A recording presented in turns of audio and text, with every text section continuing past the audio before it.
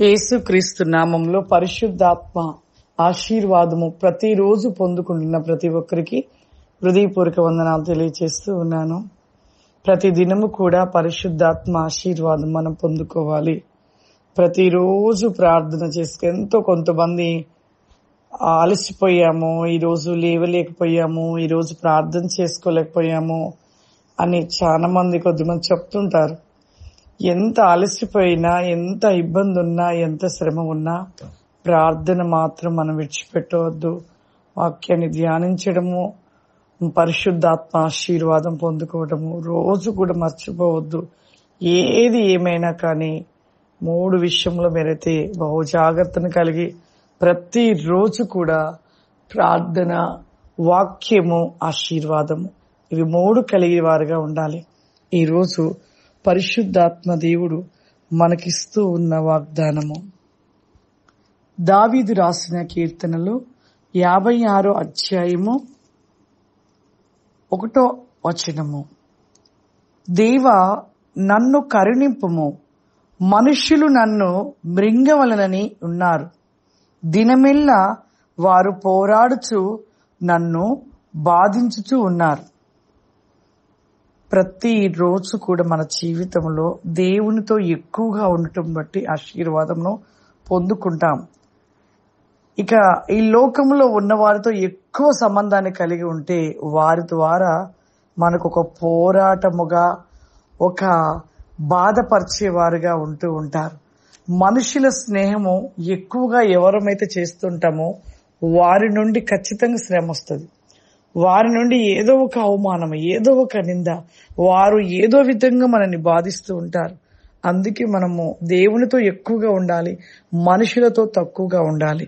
ఇక్కడ దావీదు ప్రార్థిస్తున్న ప్రార్థనలో ఇక్కడ దేవా, నన్ను కరుణింపు, మనుషులు నన్ను మృంగునట్లు అని ఉన్నారు. దినమెల్ల వారు పోరాడుతూ బాధిస్తూ ఉన్నారు. చాలా మంది జీవితంలో ఇదే జరుగుతూ ఉంటది. ప్రతి ఒక్కరు కూడా ఎక్కువగా ఎట్లా ఉంటారంటే, ఎక్కువ జనాలతో అధికమైన సంబంధం కలిగిన వారి జీవితంలో ఎప్పుడు పోరాటమే ఉంటుంది, ఎప్పుడు శోధనగా ఉంటుంది. వారి ద్వారా ఏదో రకంగా ఒక శ్రమ కలుగుతూనే ఉంటుంది. అదే మనము అనేకులతో ఈ లోక సంబంధమైన మనసులతో ఎక్కువ గడపకుంటే దేవునితో గడపండి, ఎంత గొప్ప ఆశీర్వాదాలు పొందుకుంటాము.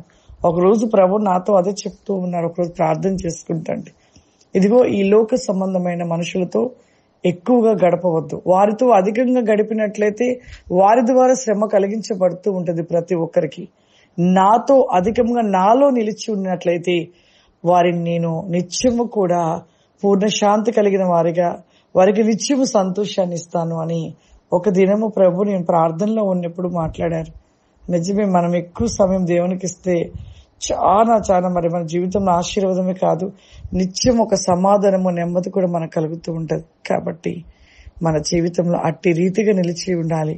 నిత్యము దేవునితో ఉన్నట్లయితే ఈ పోరాటం, బయట నుండి వచ్చే పోరాటము మనకు ఉండదు.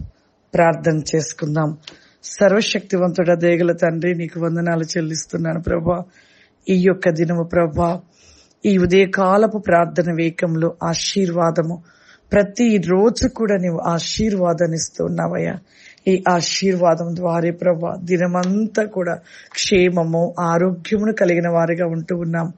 దేవా, ఈ ప్రోగ్రాం చూస్తున్న ప్రతి ఒక్కరిని జ్ఞాపకం చేసుకో ప్రభా. చూస్తున్న ప్రతి ఒక్కరిపై మీ ఆత్మను కుమ్మరించండి, మీ అభిషేకమును దయచేయండి, అగ్ని మండించండి ప్రభా. ఈ దినమంతా వారు ఏమై ప్రార్థించుకుంటూ ఉంటారో ఆ ప్రార్థనకి ప్రతిఫలము దయచేయండి. పరిశుద్ధాత్మ తండ్రి, నీకు వందనాలు. వెన్ మై సో బ్లిస్టెల్ బికాస్ ఈ కమాందర వినిన ప్రతి మాటను బట్టి వారి సరిచేసుకొని ప్రతినీకమైన నీలో నిలిచి ఉండే కృపను దయచేయమని యేసుక్రీస్తు నామములో అడుగుచున్నాను తండ్రి. ఆమేన్. God bless you. దేవుడు మిమ్మల్ని దీవించును గాక. ఆమేన్.